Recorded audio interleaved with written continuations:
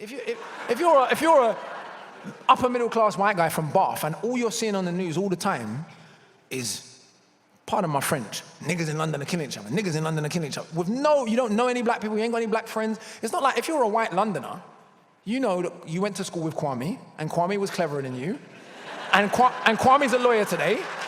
So for a white Londoner, it's like, oh, behave. Like I went to school with this nerdy Ghanaian boy who would punch you in the face, but has gone where he's gone. Whereas I think for people who grow up in the regions in England, maybe certain stereotypes, it's easier for them to suck them in. I think that some people have just never, Pan-African Saturday schools. And to be fair, a lot of right-wing white people messaged me and said, you know what, see the point you made about the paedophile thing? I know it sounds dumb, but I'd never thought of that before. And now I realize how racist ethnically targeted stop and search is. Because if I was to be assumed to be a pedophile because I'm a middle-aged white guy, I would be pissed. So I was like, oh, you get it now all of a sudden, right? It's not complicated. The police understand very well that violent crime in the black community is concentrated in a so-called black community, is concentrated in the exact same demographic as it's concentrated in other communities.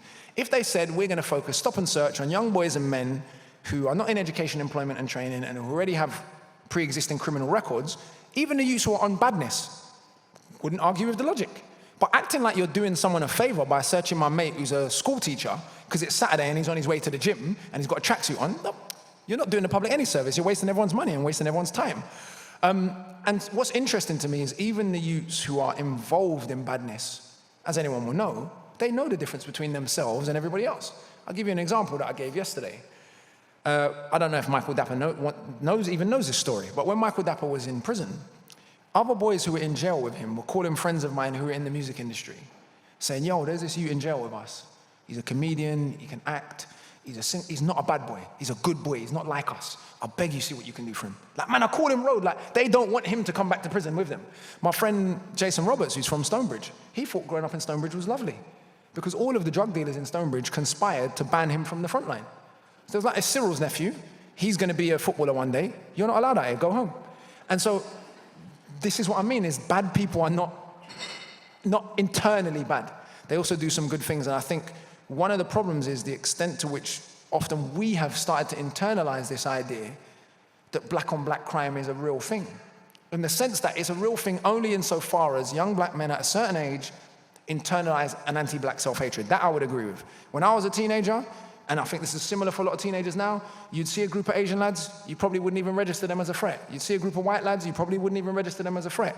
You'd see another group of young black boys, you become tense. Your heart rate goes up. You're like, is it gonna pop off or not? So I think in that sense, it's valid. But what nobody talks about, and nobody tells the story to the end. By the time you're 25 or 30, 90% of us, not only have you grown out of it, I'll see this brother here on road and I'll nod at him like, I'm happy just to see him. Because I'm like, I know we're of a certain age now where not only is no beef gonna pop off, I'm happy for you, black man. I hope you're having a great day. And it actually made my day to see you. And so no one talks about the hostility that then turns into the black nod, you know?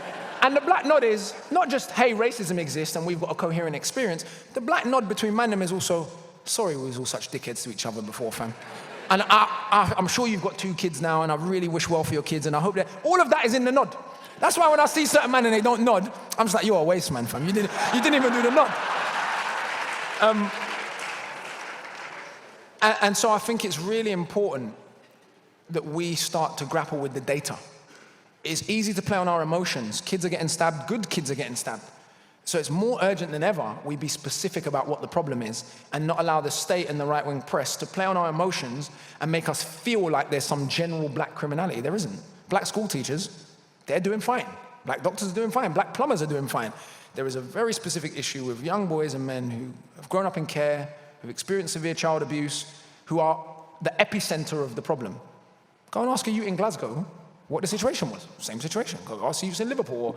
So there is very actually not excusable, but predictable and good scholarship that helps us to understand, not excuse, but understand certain phenomena. And what the kind of black on black violence cliche allows people to do is to just avoid all of that and just pretend that there's 1.2 million undifferentiated, unrowdy Negroes in London who are all just vying to kill one another. And I think what Pierce perhaps realized when some intelligent discussion came his way, hopefully, is just how dumb that position is. But who knows? In the interest of balance, whilst it's great that you think that Piers Morgan is naive, I should say, I think Piers Morgan's the devil. So just... I feel you. Balance, like, yeah. I did say Every I said at the beginning of that, I think I have a naive tendency to see the best in people and learn the hard way that they're scumbags. So you could definitely be right, and I could be wrong, but who knows? Yeah, let's check the data. Let's do it. So while we're talking about the telly, Yeah. you don't do TV too much, Yeah. but you do it every now and again. And you did Yeah. Question Time once, right?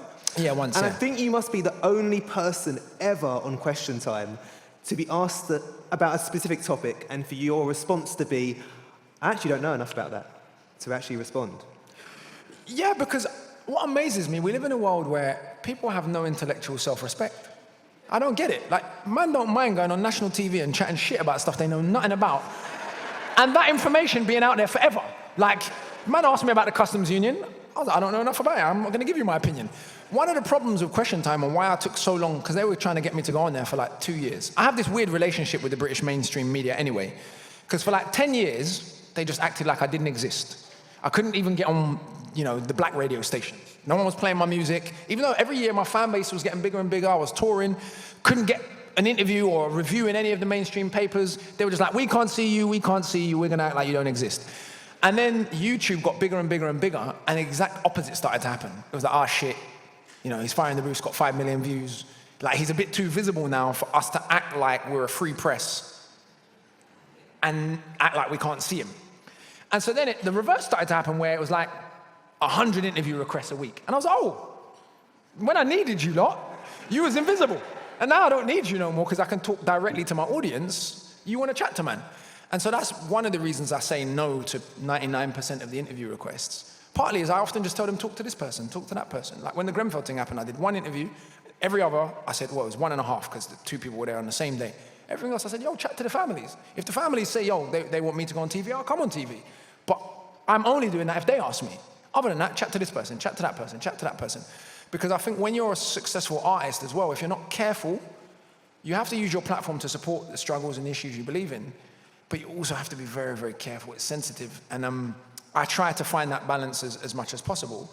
And I think one of the things the book did do for me, coming back to your question, is it imposed a humility on me that I wasn't expecting.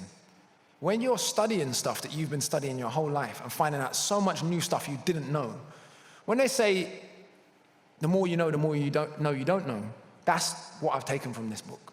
And so I'm less, as I was saying to you backstage, I have not become more politically conservative, but I've become more conservative in my willingness to engage and theorize beyond what I know and what I can do. And so I don't actually much more, like even politically, I won't offer as easily as I used to my opinions on every political struggle, not because I want to cop out, because I realize, shit, maybe that's too complicated. I don't really know what I'm talking about. And I'll be better off pointing them to someone who does and keeping my opinion for myself, because as your platform grows bigger and bigger and bigger, I believe you have a responsibility to be more and more fact-checky, more and more nerdy, less and less irresponsible. And so it's not in any sense a cop-out or believing different things, it's actually being more and more responsible, because it's easy when you have a comfortable position and your life's good and you've got a big platform to just take on whatever latest trendy opinion exists out there without doing any real research. But yeah, no, Question Time's a shambles in a sense. What I was going to say about it was, the problem with Question Time is they don't tell you they don't pick you by subject, which is just really stupid. They just say, right, do you want to come in on the 15th of October? Whatever the news is that week, so you can end up on there, someone like me who should be on when there's the issues that I care about, talking about the customs union. So I was like, finally I'm going on, but I don't want to chat about the customs union because that's not my area of expertise. So I tried to bring it back to things that I know about. But yeah, one of the problems with that program is they don't select people based on their knowledge of the subject they're discussing. They just pick a panel for that day and that's it. They just send that panel on there.